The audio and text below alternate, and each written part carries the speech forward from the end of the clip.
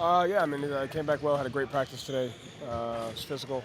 We'll be ready to go tomorrow and just continue to get better and better. You talked a lot about the practices, the intensity of them so far.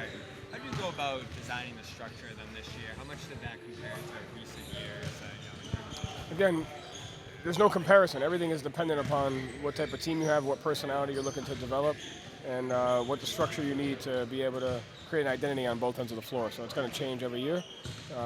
With the style of play and the things that we want to accomplish, you have to tailor an environment and a practice and really a game, to that, to the strengths of your team, to the identity that you want to play, both offense and defensively. So the same process, but obviously, the drills or the idea or the personality may be different depending upon the roster that you have. So you just have to take that into account. Joe, now that we're in live action, have you seen more things about Hugo that you may not have seen in practices? No, I mean, he's just puts his head down, goes to work, holds himself accountable when he makes mistakes, has really good instincts on the defensive end, ability to make plays, go for steals, plays hard, just has to keep getting better, on both ends of the floor.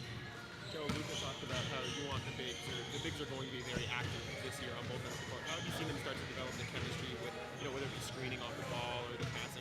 How have you seen that coming? Yeah, just have an understanding of how we're trying to play, what makes the most sense. Are you being defended by the five? Are you being defended by a small? What's the right screen you should set? What's the timing of the action that you should have? Defensively, who are you guarding? What makes the most sense on a coverage? Can you change that coverage if there's a cross match? Just thinking the game, being able to make the right read, depending upon what gives us the best chance to be successful on every single possession, being able to do that over and over again. Joe, just a big picture question for your team. You have so many new guys out here. Do you enjoy the opportunity to work with new players, new people, kind of help shape them as Celtics? That would be disrespectful if we had the same team coming back. I think I enjoy just, again, no matter if you have the same team or a different team, there's different things that you're going to have coming into a season. So I enjoy just working with a group of guys and going after a common goal together and having an understanding of that. So if we had the exact same team next year, you have to have that same level of enjoyment, figure out how you can make the team better. They're not going to be the same people now as they were a year ago, and we're going to be a different team a month from now, and we're going to learn about ourselves every game. So, just playing Celtic basketball is the thing that I like to go after the most, regardless of who's in the building, and we just got to keep doing that. How helpful has it been to have the level of continuity that you have on the coaching staff, especially when you're integrating so many new guys? Yeah, the staff does a tremendous job. I think it's important, but it goes beyond the staff. It goes the alignment from, even though we changed owners, there's some of the same ones, and there's still the same mindset about how we want to go about running an organization. So there's alignment top to bottom. We try to fight for that and keep that at every layer, and that's what gives you a chance. For longevity. It may not give you a chance this particular night or this, but it gives you the ability to sustain success. That's the goal. How do you envision Sam's role evolving this year, if at all? How have you seen his game kind of evolve? I think the game will evolve. We'll probably find some more second side actions. We'll probably find the ball in his hands a little bit more, but role is the same. He's done a lot for us. He's played a lot of big games. He's finished games. He's started games.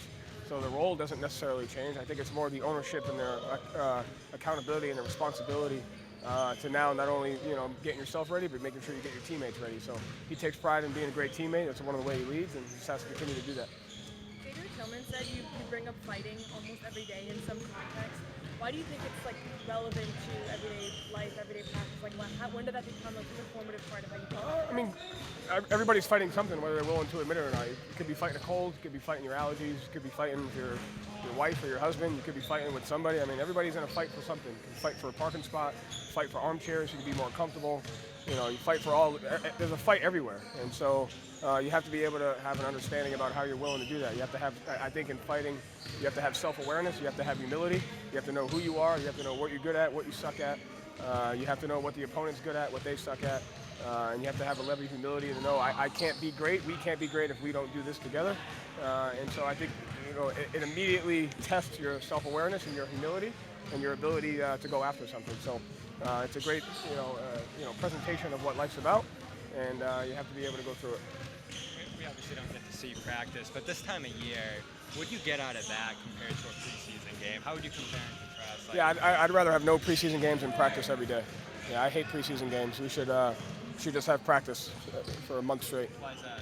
Yeah, I mean, it's just, again, at the end of the day, it's a preseason game. To me, you come in here and practice and you work, you know. So the idea is to try to make the preseason game as close to practice as you can, because you're always going through things, you know, who's on a minutes restriction, who may be sitting out, trying to save yourselves for the regular season, you know, all those things, which are important.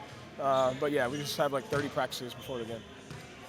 In terms of initiating the offense, you know, Jason usually, did it find any way or someone who may be doing that? I mean, I think the combination of Derek, Peyton, Anthony, and Jalen, you know, are more than capable, and they've initiated that plenty of times. So those guys are more than capable of doing it, and you know, expect them to do it at a high level.